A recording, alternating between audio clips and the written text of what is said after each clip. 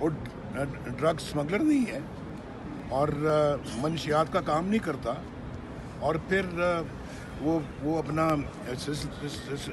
Sicilian mafia نہیں ہے، وہ جو ہے وہ گاڈ فادر نہیں ہے، تو آپ اپنا اس کو اس طرح سے اٹھا کے باہر پھینکیں.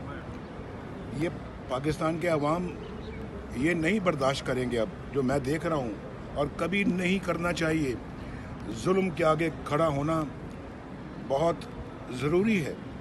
جو ظلم کے آگے کھڑا نہیں ہوتا، جو ظلم برداشت کرتا رہتا ہے، کھڑا نہیں ہوتا، وہ خود سب سے بڑا ظالم ہوتا ہے.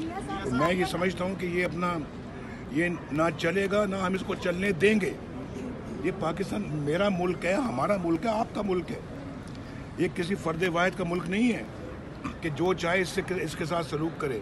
یہ 22 کروڑ عوام کو جدھر موڑیں، جدھر ہانکیں، بھیڑ بکریوں کی طرح سے ادھر چلے جائیں، یہ کیسے ہو سکتا ہے؟ نہیں ہوگا.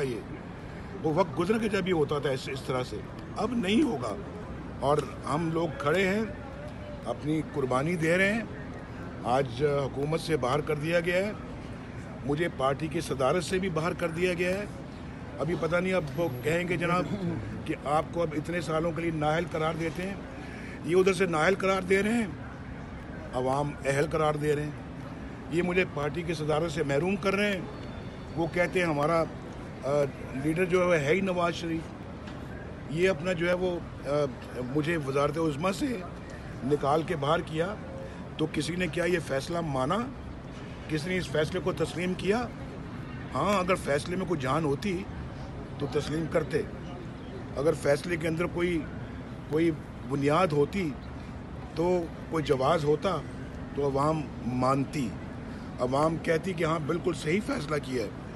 لیکن جب عوام نے پہلے دن ہی اس کو رد کر دیا، تو آپ سمجھ سکتے ہیں کہ فیصلے کے اندر کتنی قوت تھی.